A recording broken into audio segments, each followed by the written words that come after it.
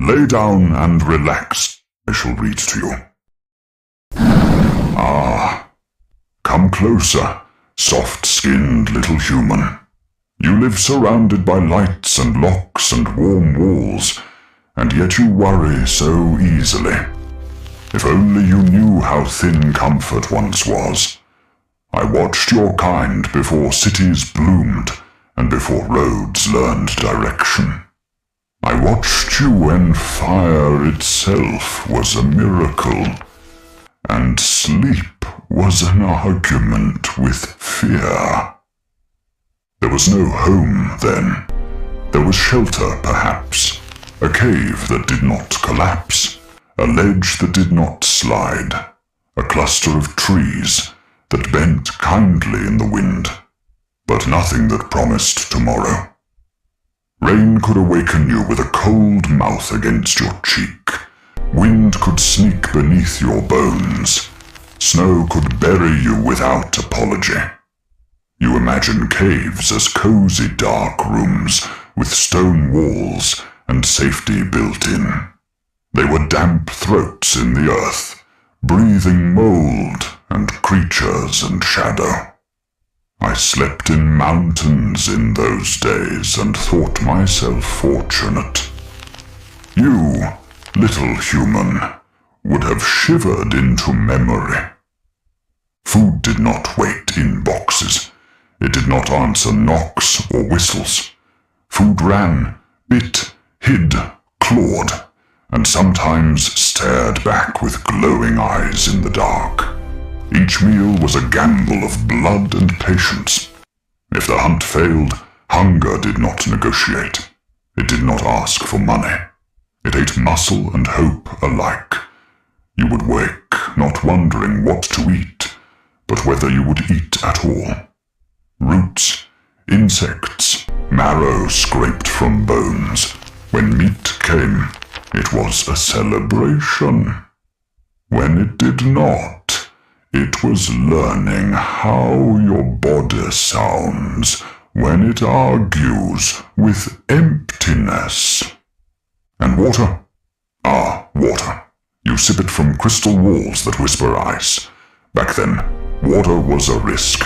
Rivers hid teeth. Stagnant pools hid sickness. Ice betrayed weight. One wrong sip could turn your stomach into a battlefield.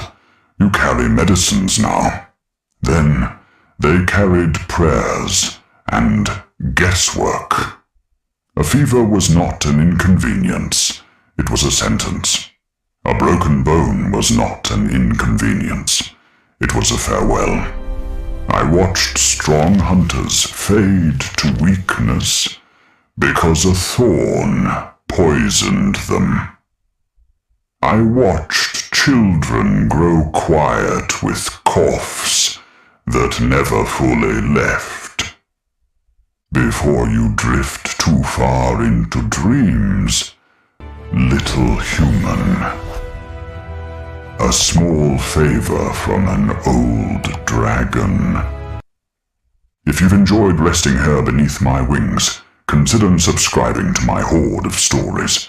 Each new believer helps me gather more treasures and avoid ravaging cities for loot when I'm low on funds.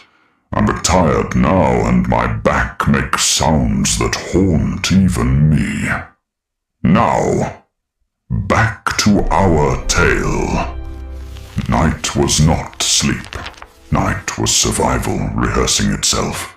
Darkness brought more than stars. It brought sounds you could not name. Breath that was not yours. The snap of bones somewhere you could not see. Fire was not comfort. It was defense, a fragile circle of light trying to convince the world not to enter. You leaned toward that flame, not for warmth, but for courage. Your ancestors slept in pieces then, half dreaming, half listening, ready to stand without explanation.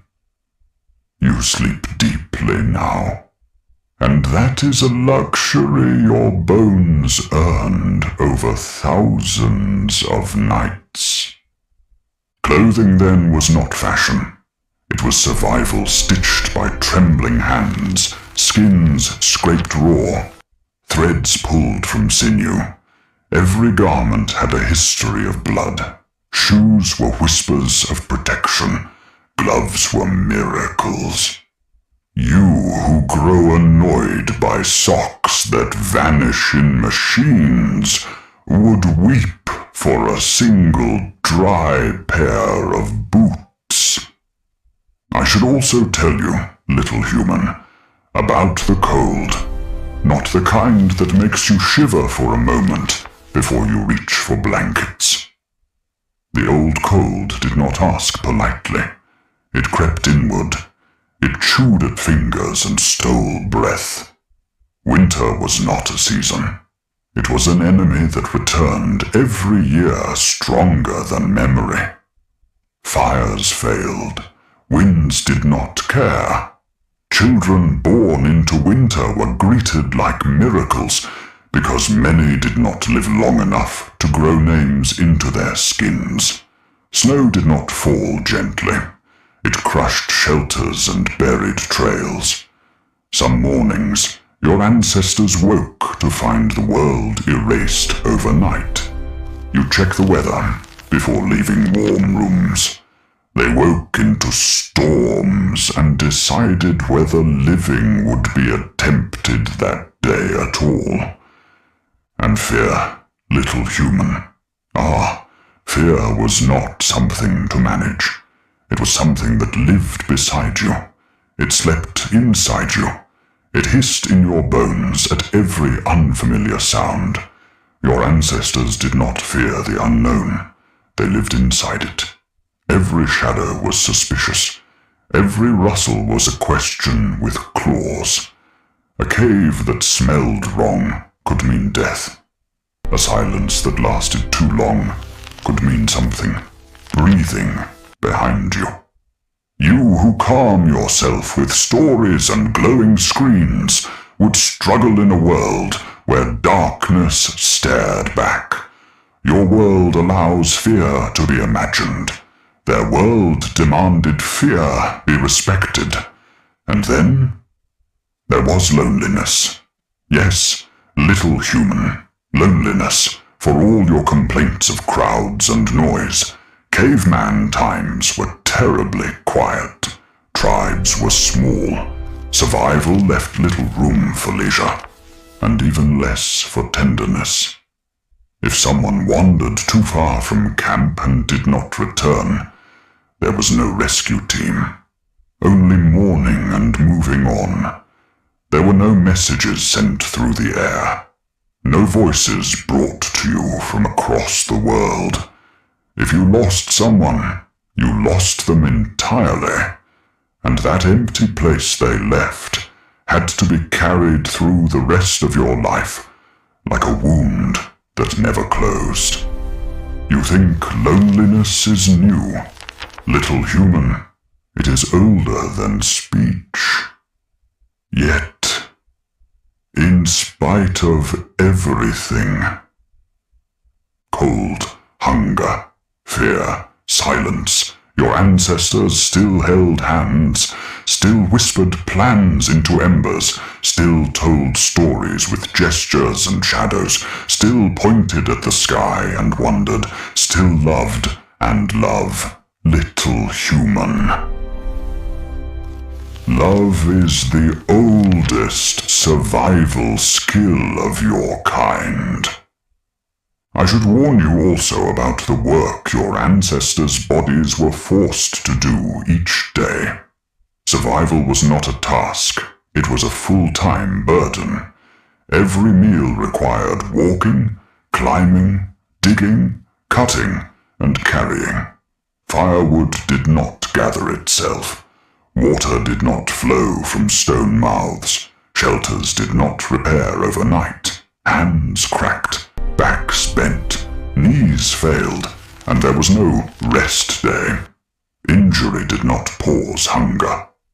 You think your exhaustion is heavy now, little human, but your ancestors carried the entire world on their shoulders daily. and the world never grew lighter.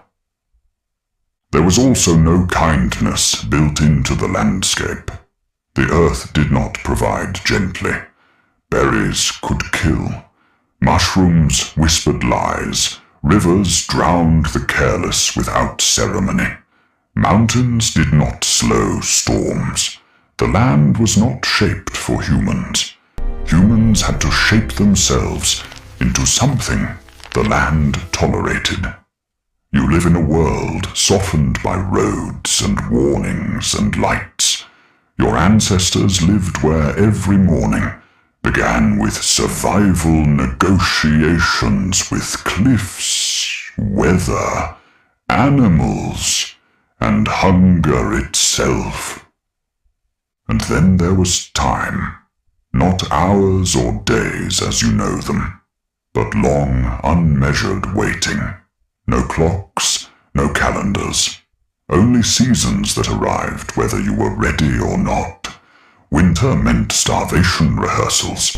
Summer meant storing hope in bone and hide. You could die having never known what year you were born into, only that your body had lasted longer than others. You now complain when minutes crawl. Your ancestors measured life in scars and remembered winters. I should also tell you about the sky in those days, little human. It was much larger then, not because it truly was, but because nothing stood between it and your ancestors' eyes. No roofs, no light pollution, no windows to soften it. The stars were sharp and cold, and endlessly watching. They did not twinkle kindly. They stared. Your ancestors learned the shapes of the heavens, not for beauty, but for survival. Seasons were written in the stars long before ink touched stone. You, who close your blinds and dim your rooms, might feel very small beneath a sky that offered no ceiling and no comfort. The heavens did not protect you then. They only reminded you how alone you were. And then there was the constant decision-making beneath the simplest moments. Nothing was automatic. Nothing was safe by default. Should you cross the river? Should you trust that berry? Should you follow that animal? Every choice carried teeth. A step in the wrong direction could separate you from your tribe forever. A bad judgment during a hunt could leave you injured with no one left behind. In your world, mistakes are embarrassing. In theirs, mistakes were endings. You live surrounded by gentle second chances. Your ancestors lived surrounded by permanent ones. And disease, oh little human, there was no word for it then. Only suffering, only weakness that spread. Parasites lived inside your ancestors like unwanted dreams. Infections rose from small wounds and claimed entire bodies. There was no concept of cleanliness as you know it. Water was precious, soap unimaginable. Infection wore no name, only endings. I watched tribes vanish as quietly as mist, and yet they lived. They sang without language. They painted dreams onto stone. They cradled fire like a newborn son. They made tools from bone and hope. And slowly, unbearably slowly, they learned. They learned where the earth was kind. They learned what plants lied. They learned which winds carried death. They learned how to scare the dark with sparks. And because they learned, you sleep tonight in a quiet room. Because they learned, you turn knobs and light answers. Because they learned, You survive things that once erased bloodlines. You call your life hard. I do not dispute you, but I remind you, your hardship sleeps indoors. Theirs slept under teeth. So no, little human, you would not survive caveman times, but you are not meant to. You are the echo of 1,000 winters lived through. You are proof that fire did not fail. Now come, rest where they could not. Dream safely, I am watching. Good night, humans.